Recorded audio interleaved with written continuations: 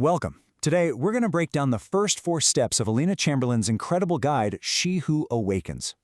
Look, we live in a world that pretty much forces us to live in our heads, right? Well, this is a super practical way to get back into our bodies, to shift from that nonstop mental chatter into actually feeling life. So let's dive in. So where does this all start? Well, it tackles a problem I think we all know way too well, being trapped in our analytical mind. You know what I'm talking about. It's that part of you that's always planning, always judging, always stressing, and it makes us completely miss what's happening right now. And this quote from Chamberlain, it just nails the whole idea. See, it's not about chasing some huge explosive moment. It's about learning to tune in to this quiet, constant current of aliveness that's already there, right under our skin. Now let's talk about this word orgasmicness, because it's probably not what you think. In this world, it has nothing to do with a sexual act. It's a state of being. Think of it as a skill you can actually build, the ability to feel that simple, amazing joy of being alive flowing right through you. So the first big move here is to make a deliberate leap. We're talking about shifting from that mind of ours, which is, functional but totally disconnected, over to the body, which is just vibrant and full of energy. This whole first level is about building a bridge back to that life force. Okay, so you're probably wondering, how in the world do I make that leap? And the answer is actually so beautiful and simple. It's all through what Chamberlain calls the practice of micro-pleasures. It's about finding the extraordinary in the totally ordinary. And you gotta understand, this is way more than just a mental trick. When you intentionally focus on the tiniest details, the texture of your coffee cup, the smell of rain, the taste of your food, you are actively, physically retraining your nervous system. You're teaching it to switch out of constant low-key survival mode and into sensory mode. All right, let's get into the nitty-gritty. The whole method unfolds over 4 days, and each day is dedicated to prying open a specific sensory gateway to your power. Think of it as reclaiming your senses, one day at a time. So, day 1. We kick things off with the gateway of taste. This is all about finding that pulse of life, that quiet current of energy, in the very food and drink that nourishes you. So here's your mission for the day, and it's simpler than you think, but really profound. Just identify 3 tiny moments of real, physical, bodily joy.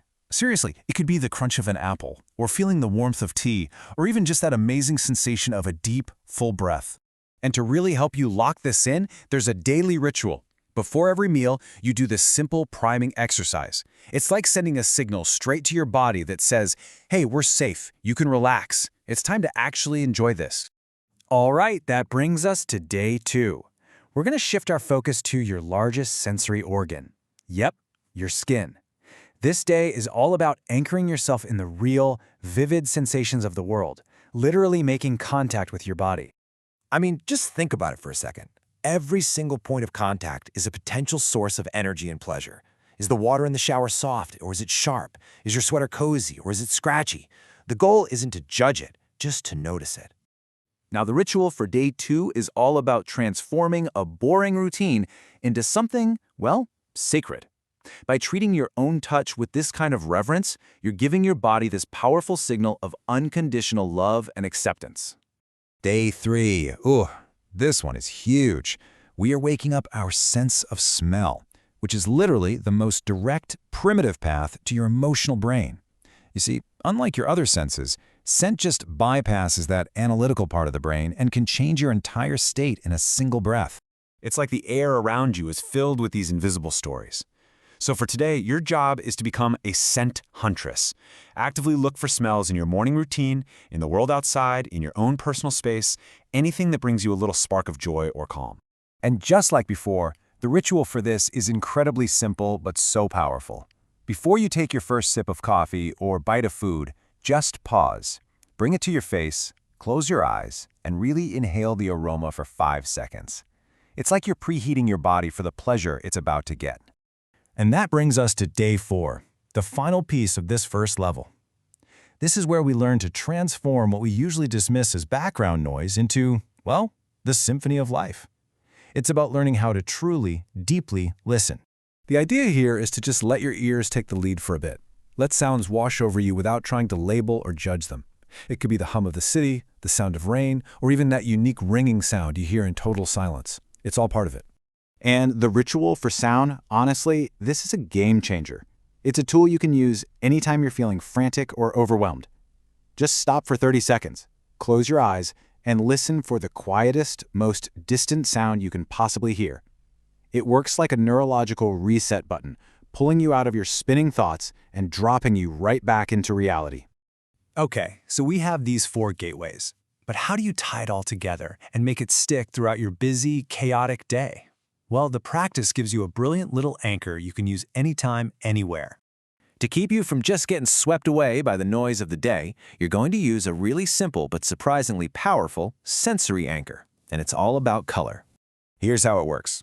For all 4 days of the practice, every single time you see the color red, a stop sign, a sweater, a fire hydrant, anything, that's your signal. It's your cue to pause for just a split second, drop back into your body, and ask a question related to that day's sense.